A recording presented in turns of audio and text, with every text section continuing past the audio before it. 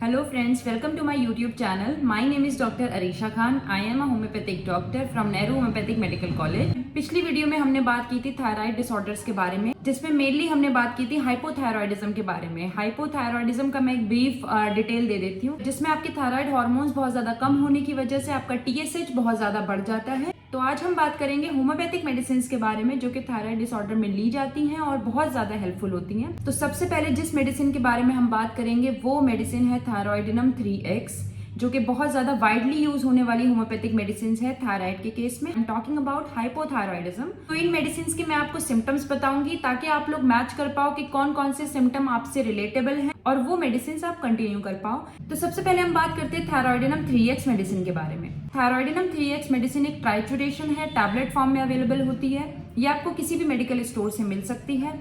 इसको आपको कब लेना है? अगर आपके सिम्टम है जैसे कि लेग में बहुत ज्यादा स्वेलिंग, यानी कि आपके पैरों में स्वेलिंग हो रही है, आपके फेस में स्वेलिंग हो रही है, आपके पैरों में बहुत ज्यादा गुदगुदी जैसी यानी कि टिंगलिंग सेंसेशन है, या बहुत ज्यादा झंझनाहट रहती है, बहुत ज्यादा सुन्न हो जाते हैं, आप में बहुत ज्यादा डिप्रेशन पाया जाता है। और डिप्रेशन में सबसे ज्यादा जो देखा जाता है वो देखा जाता है चिड़चिड़ापन, बहुत ज्यादा आपको चिड़चिड़ापन रहता है। बॉडी में देखा जाता है कि बहुत ज्यादा पेन रहता है। ऐसे पेशेंट में देखा जाता है कि बहुत ज्यादा गैस्ट्रिक इशू होते हैं, यानी कि पेट की बहुत ज्यादा समस्या होती है, उसको गैस बहुत ज्यादा रहती है, ब्लोटिंग बहुत ज्यादा रहती है, पेट में फूलापन महसूस होता है।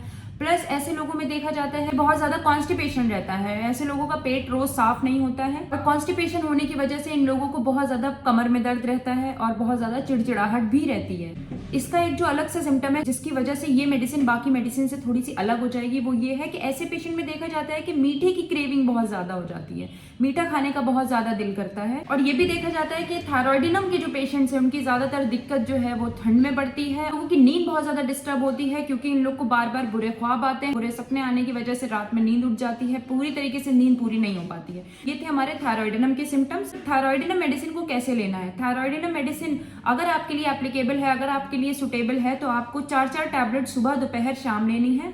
इसको कंटिन्यू करना है 3 मंथ्स तक। आपका जो भी TSH लेवल है उसको आप टेस्ट करके रखो, फिर उसके बाद ये मेडिसिन आप स्टार्ट करो। इस मेडिसिन को आप कंटिन्यू करेंगे 3 मंथ्स तक एंड देन अपना TSH लेवल दोबारा टेस्ट कराएंगे। दूसरी मेडिसिन जिसके बारे में अब हम बात करेंगे वो है कल्केरिया कार्ब 200। बहुत ज्यादा यूजफुल मेडिसिन है थायराइड के केसेस में। इवन हम ये भी देखते हैं कि कल्केरिया कार्ब 200 को अगर हम थायरॉयडिनम 3X के साथ यूज करते हैं, दोनों मेडिसिन को साथ में लेते हैं, तो आपका थायराइड बहुत जल्दी कंट्रोल में आ जाता है। कल्केरिया कार्ब आपके लिए कब बहुत ज्यादा फायदेमंद है उसके मैं आपको सिम्टम्स बताती हूँ। कल्केरिया कार्ब का जो पेशेंट होगा उसके अंदर डर बहुत ज्यादा होगा। उसको हर वक्त ये डर रहेगा कि उसके साथ कुछ बुरी घटना होने वाली है। जैसे अगर वो बाहर जाएगा तो उसको बस ये लगेगा कि कहीं मेरे साथ एक्सीडेंट ना हो जाए। अगर वो किसी ट्रेन में जा रहा है तो उसको लगेगा कि कहीं ये ट्रेन ना पलट जाए। इवन उसको ये भी लगता है किसी रिजल्ट आने से पहले मेरा तो होगा ही नहीं क्योंकि मेरी किस्मत खराब है। कल्केरिया कार्ब का पेशेंट हमेशा बहुत ज्यादा नेगेटिव सोच रखता है। इस वजह से इसमें एंजाइटी बहुत ज्यादा देखी जाती है, पैल्पिटेशन यानी कि उसकी हार्ट बीट बहुत ज्यादा बढ़ जाती है जब वो बहुत ज्यादा टेंशन लेता है। टेंशन लेने की वजह से देखा जाता है कि उसमें पसीने की शिकायत बहुत ज्यादा रहती है, हाथों पैरों में बहुत ज्यादा पसीना आता है, उसके सर में बहुत ज्यादा पसीना आता है। पेट के जो लक्षण है कल्केरिया कार्ब के वो देखते हैं कि उसके पेट में बहुत ज्यादा फूलापन रहता है, यानी लगेगा कि उसका पेट का साइज उसकी बॉडी से ज्यादा बढ़ गया है, पेट बहुत ज्यादा फूला हुआ महसूस होता है। और इसका स्टूल कुछ इस तरह का होगा कि उसको कॉन्स्टिपेशन तो रहेगा ही, क्योंकि थायराइड के पेशेंट में भी कॉन्स्टिपेशन बहुत ज्यादा पाया जाता है। कल्केरिया कार्ब के पेशेंट में कॉन्स्टिपेशन बहुत ज्यादा रहेगा, लेकिन कॉन्स्टिपेशन पूरा स्टूल नहीं रहेगा। स्टार्टिंग में कॉन्स्टिपेशन रहेगा, ड्राई होगा, हार्ड होगा एंड देन वो नॉर्मल हो जाएगा। कल्केरिया कार्ब फीमेल के लिए ज्यादा फायदेमंद होती है क्योंकि फीमेल के सिम्टम इसमें बहुत ज्यादा मेजरली देखे जाते हैं। इसमें देखा जाता है कि पीरियड आने से पहले जो फीमेल्स हैं उनको व्हाइट डिस्चार्ज की शिकायत रहती है। पीरियड जो है वो बहुत जल्दी आ जाते हैं, टाइम से पहले आ जाते हैं, बहुत ज्यादा रहते हैं और बहुत दिन तक रहते हैं। पीरियड्स का फ्लो बहुत ज्यादा देखा जाता है और पीरियड से पहले उनकी जो ब्रेस्ट है उसमें टेंडरनेस बहुत ज्यादा होती है, यानी कि तकलीफ बहुत ज्यादा होती है। जो नॉर्मल प्री मेंस्ट्रुअल सिंड्रोम होता है, पीरियड आने के पहले की जो दिक्कतें होती हैं वो थोड़ी ज्यादा इंक्रीज हो जाती हैं। ये सब सिम्टम्स नॉर्मल है पीरियड से पहले, लेकिन कल्केरिया कार्ब के पेशेंट में अगर आपको कल्केरिया कार्ब मेडिसिन आपके लिए है तो आप में ये दिक्कत देखी जाती है कि ये सारे सिम्टम थोड़े ज्यादा इंटेंसिफाई यानी कि बढ़ के दिखते हैं आप में। पैल्पिटेशन में इसमें ये देखा जाता है कि पैल्पिटेशन रात के वक्त ज्यादा होती है और खाना खाने के बाद बहुत ज्यादा बढ़ जाती है। और कल्केरिया कार्ब के पेशेंट में बैक एक बहुत ज्यादा देखा जाता है, कमर का दर्द बहुत ज्यादा रहेगा और उसकी पीछे सर्वाइकल एरिया में बहुत ज्यादा पेन रहेगा। इसमें एक और चीज देखी जाती है कि इसके जो पैर के तलवे हैं यानी कि सोल जो है उसमें बहुत ज्यादा जलन होगी। इतनी जलन होगी कि सर्दियों में भी रजाई से बाहर पैर निकाल के सोएगा, क्योंकि उसको पैरों में हर वक्त बहुत ज्यादा गर्मी महसूस होगी और बहुत ज्यादा पसीना महसूस होगा। इसकी नींद बहुत ज्यादा डिस्टर्ब होगी, नींद कुछ इस तरह की होगी कि उसको एक बार में नींद नहीं आएगी, बहुत ज्यादा डिस्टर्बेंस होगी, बार बार उसकी नींद में आंख खुलेगी। और इसकी स्किन कुछ इस तरह की होगी कि अगर कोई भी चोट लग गई स्किन पे या कोई भी पिंपल आ गया स्किन में तो वो बहुत जल्दी ठीक नहीं होगा।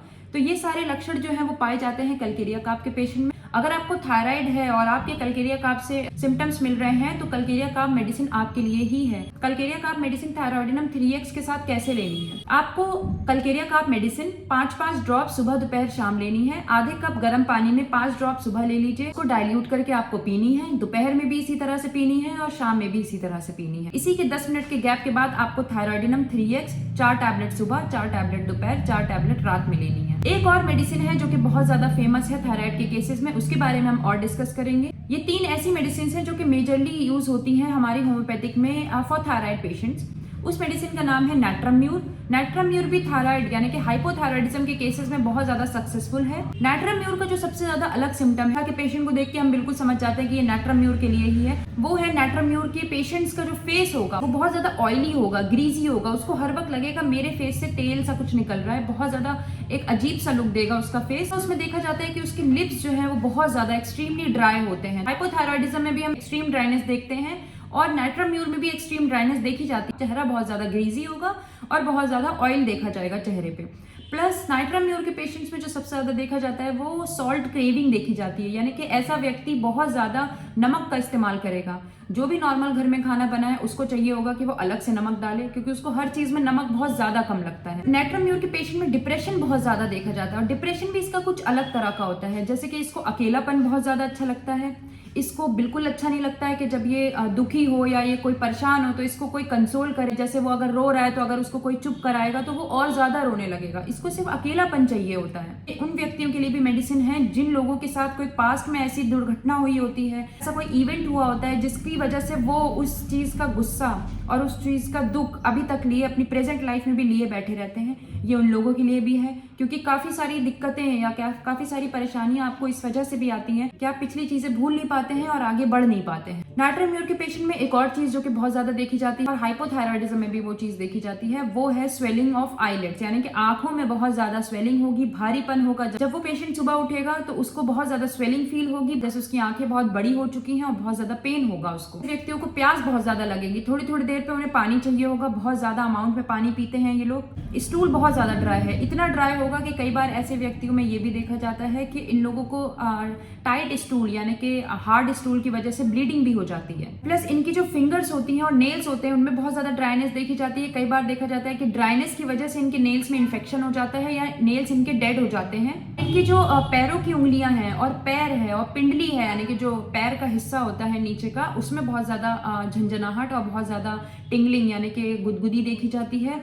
और साथ ही में इनमें बैक एक बहुत ज्यादा होता है और हाथों हथेलियों में बहुत ज्यादा, जैसे हमें पता है कि कलकेरिया काफ के पेशेंट में पैरों में बहुत ज्यादा पसीना था, इसमें हाथों में बहुत ज्यादा पसीना देखा जाता है, हाथ बहुत इसके गर्म रहते हैं। तो नैट्राम्यूर मेडिसिन हमें कैसे लेनी है? नैट्राम्यूर मेडिसिन हमें इस तरह से लेनी है, 5 बूंदे सुबह, 5 बूंदे दोपहर में, 5 बूंदे रात में लेनी है गर्म पानी से, यानी कि आधे कप गर्म पानी में आपको लेनी है। 3 ऐसी मेडिसिन है जो कि हम वाइडली यूज करते हैं हाइपोथायराइडिज्म के केसेस में। अगर आपके लिए सुटेबल कलकेरिया काफ है तो आपको नैट्राम्यूर मेडिसिन नहीं लेनी है।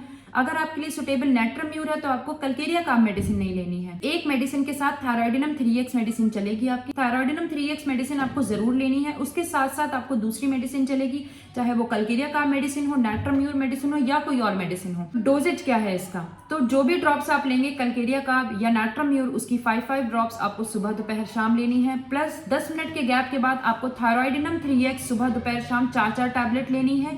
दोनों मेडिसिन में 10 मिनट का गैप होगा और खाने से पहले ये मेडिसिन को लेना जरूरी है, यानी कि खाना अगर आपको आधे घंटे के बाद खाना है, आधे घंटे से पहले आप ये दोनों मेडिसिन ले लें, सुबह दोपहर शाम। एक और इन्फॉर्मेशन मैं देना चाहती हूँ कि बहुत से लोग ये करते हैं कि उनकी बहुत लॉन्ग टाइम से थायराइड की मेडिसिन चल रही हैं, वो एकदम से उस मेडिसिन को रोक देते हैं, डायरेक्ट मेडिसिन स्विच कर लेते हैं, होम्योपैथिक या आयुर्वेदिक या एनी मेडिसिन। तो आपको ऐसा बिल्कुल भी नहीं करना है। कोई भी मेडिसिन अगर आपकी बहुत लंबे समय से चल रही है तो वो मेडिसिन, आपकी बॉडी उस मेडिसिन को अडेप्ट कर चुकी है। उस मेडिसिन को छोड़ते ही आपके बॉडी के अंदर एक रेजिस्टेंस पैदा होगा जो कि न्यू मेडिसिन पूरा नहीं कर सकती। तो इसलिए आपके लिए सबसे ज्यादा जरूरी है कि जो मेडिसिन आपकी पिछली चल रही है वो आप धीरे धीरे डोजेज में कम करो। सपोज आपकी 75 mg मेडिसिन चल रही है तो पहले आप होम्योपैथिक मेडिसिन के साथ वो 75 mg मेडिसिन लेंगे, देन उसके बाद आप उस 75 mg को 62.5 पे कन्वर्ट करेंगे, homeopathic medicine as it is चलेगी। देन आप टेस्ट कराओगे और आपका थायराइड एकदम नॉर्मल आता है, तब आप 62.5 से 50 mg पे आएंगे। देन अगर आपका इसी तरह से अगर आपका नॉर्मल रहता है थायराइड, देन वो 50 से 25 mg होता है, देन वो 12.5 mg होता है, एंड देन वो जो आपकी लीवोथायरॉक्सिन मेडिसिन है वो तब आपकी रुकेगी। 12.5 के बाद भी आपका अगर बिल्कुल नॉर्मल आता है TSH तब वो आपकी रुकेगी, लेकिन आपकी होम्योपैथिक मेडिसिन लगातार चलेंगी। ये मेडिसिन आपको कुछ समय तक लेनी होंगी लगातार, उसके बाद आपका थायराइड परमानेंटली ठीक हो जाएगा। ऐसा नहीं है कि थायराइड में आपको परमानेंटली होम्योपैथिक मेडिसिन भी खानी है, बिल्कुल भी नहीं है। मॉनिटरिंग सही टाइम पे करनी है, फिर आप देखेंगे कि आपका थायराइड एकदम नॉर्मल हो जाएगा। आपको कोई भी क्वेरी हो, कोई भी चीज आपको पूछनी हो, कोई भी मेडिसिन के बारे में, डिजीज के बारे में, आप मुझे कॉमेंट जरूर करिएगा। मिलती हूँ मैं आपसे नेक्स्ट वीडियो में। Till then take care and bye bye.